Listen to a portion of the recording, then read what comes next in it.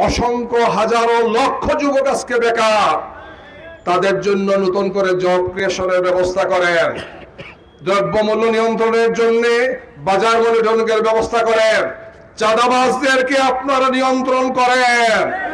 দলীয় নেতারা কর্মীরা আজকে প্রতিযোগিতায় নেমেছেন চাঁদাবাজিতে। সাধারণ মানুষ ব্যবসায়ীরা কোনো ব্যবসা করতে পারছে না। 11 দল আমরা বলেছি যে আমরা সংসদেও আপনাদের ভালো কাজ থাকলে সেগুলোর সমর্থন দেব। অন্যায় করলে আমরা সংসদে অবশ্যই জনগণকে সাথে নিয়ে সংসদে আমরা প্রতিবাদ করব।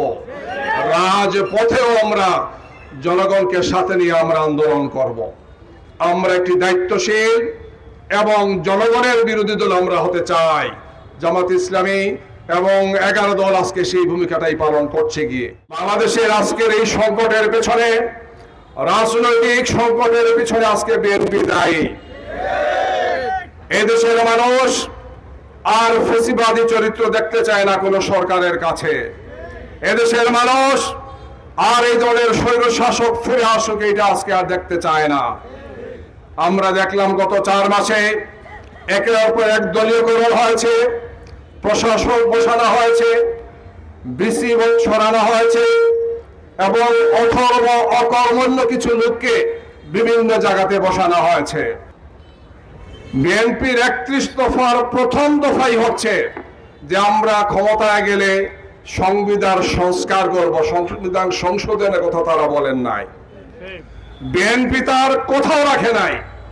দেশবাসীর রায়ের প্রতি, গণরায়ের প্রতি তারা সম্মান প্রদর্শন করেনি।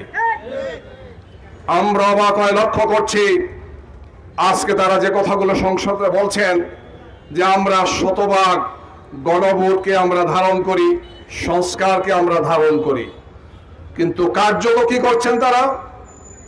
বাংলাদেশের সর্বোচ্চ আদালত, সুপ্রিম কোর্টের সচিবালয় প্রতিষ্ঠা হয়েছিল। বিএনপির ম্যানিফেস্টোতে তারা বলেছিলেন এই সচিবালয়কে আমরা আরো শক্তিশালী করব, কিন্তু প্রথম দিনে সেই তারা সচিবালয় বাতিল করে দিয়েছেন।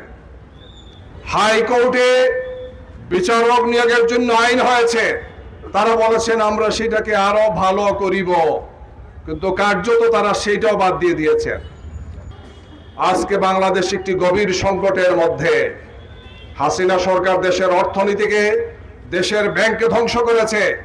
এই অবস্থা থেকে উত্তরণের জন্য আমাদের রাজনৈতিক স্থিতিশীলতা এবং অর্থনৈতিক সমৃদ্ধি অর্জনের জন্য এক হয়ে আমাদেরকে কাজ করতে হবে। আজকে যিনি প্রধানমন্ত্রীর দায়িত্ব নিয়েছেন, জনসভায় তিনি বলেছেন গণভোটের পক্ষে আমরা আছি, আপনারা জাতীয় সংসদের ভোট দেওয়ার পাশাপাশি হায়ের পক্ষেও ভোট দেবেন, বলেছেন কিনা? তিনি বলেছেন। এখন বেমালুম বলে যাচ্ছেন। বাংলাদেশের মানুষকে তো বোকা ভাবার কোনো কারণ নেই। অবশ্যই গণরায়ের প্রতি সম্মান এবং মর্যাদা দেখিয়ে জাতীয় সংসদের আগামী অধিবেশনের মধ্যেই আমরা সেই গণভোটের, গণরায়ের বাস্তবায়ন দেখতে চাই।